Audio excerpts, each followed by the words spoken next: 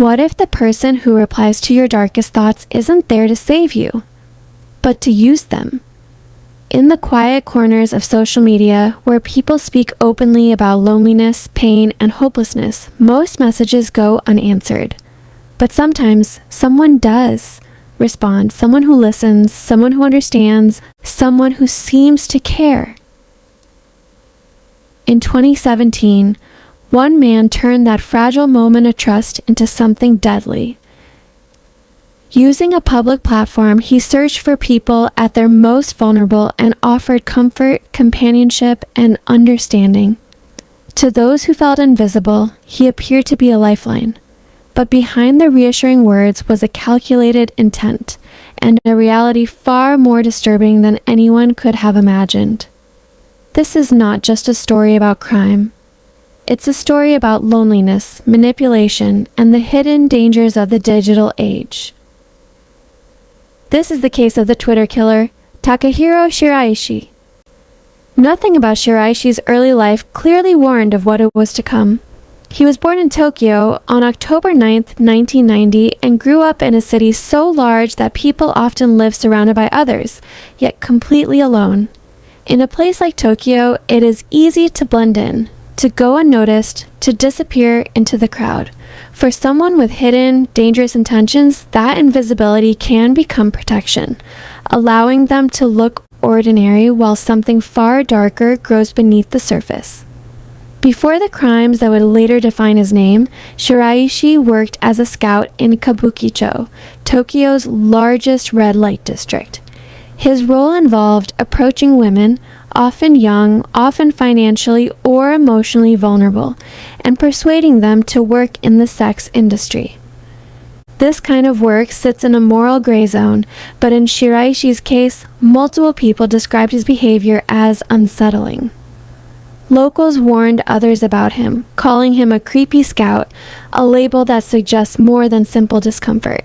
It hints at a pattern, an instinctive unease people felt in his presence even before they understood why.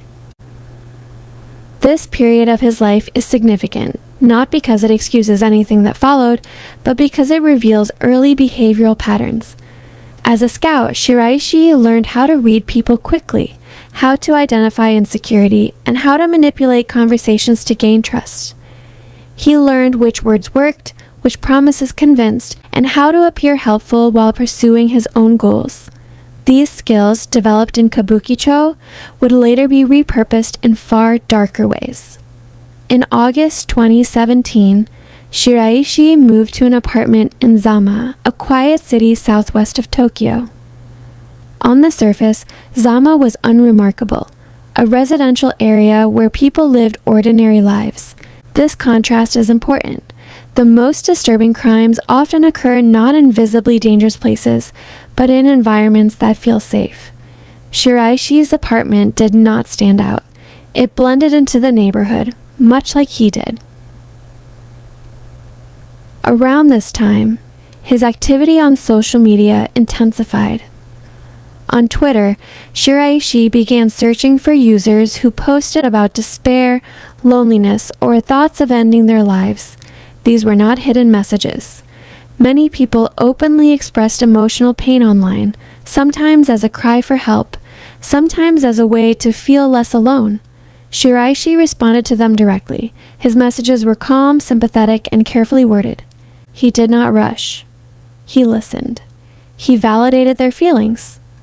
To someone in deep distress, this kind of attention can feel like relief. Shiraishi offered to help them die, or in some cases claimed he would simply be present while they ended their own lives. This framing was deliberate. By presenting himself as someone who would support rather than control, he lowered defenses. He positioned himself not as an aggressor, but as a companion. For people who felt unheard or abandoned, that distinction mattered. Investigators later noted that several victims appeared to have trusted him enough to visit his apartment willingly. This trust was not accidental. It was built through conversation, reassurance, and the careful mirroring of emotions. Shiraishi often echoed the language his targets used, reinforcing the illusion that he truly understood them. One acquaintance later mentioned that Shiraishi had engaged in choking games with school friends in the past. While not evidence of criminal intent on its own, such behavior takes on disturbing significance in hindsight. Patterns of risk-taking, control, and boundary crossing often appear long before major crimes occur. They do not cause violence, but they can foreshadow it. What investigators eventually discovered inside Shiraishi's apartment revealed the full reality behind his online messages. The small, quiet room in Zama, which had appeared ordinary from the outside, had been deliberately arranged to hide the traces of repeated crimes. Inside, authorities found human remains carefully stored in multiple containers, hidden from plain sight. The discovery confirmed that the meetings arranged through social media had not ended as promised, but instead resulted in fatal outcomes. The investigation established that 9 people were killed over a short period. 8 of the victims were young women, and 1 was a young man, most of them in their late teens or early 20s. Each victim had first encountered Shiraishi online during moments of extreme emotional vulnerability. Many had openly expressed feelings of loneliness, despair, or a desire to end their lives, messages that Shiraishi actively sought. Rather than offering real help, Shiraishi used these conversations to gain trust. Once the victims arrived at his apartment, the situation quickly shifted beyond their control. What had been framed as support or companionship became a trap, one designed to leave them isolated and powerless. What disturbed authorities most was the pattern. This was not a spontaneous act or a single incident. The crimes followed a repeated process: online contact, emotional reassurance, an invitation to meet, and then silence. Each step was deliberate, allowing Shiraishi to continue unnoticed. The case shocked the public not only because of the number of victims, but because of how easily the crimes went undetected. The apartment building itself raised no alarms. Neighbors reported nothing unusual. Daily life continued just beyond the walls where the crimes occurred. This separation between appearance and reality became one of the most unsettling aspects of the case. Shiraishi took advantage of a gap that many people didn't even realize existed.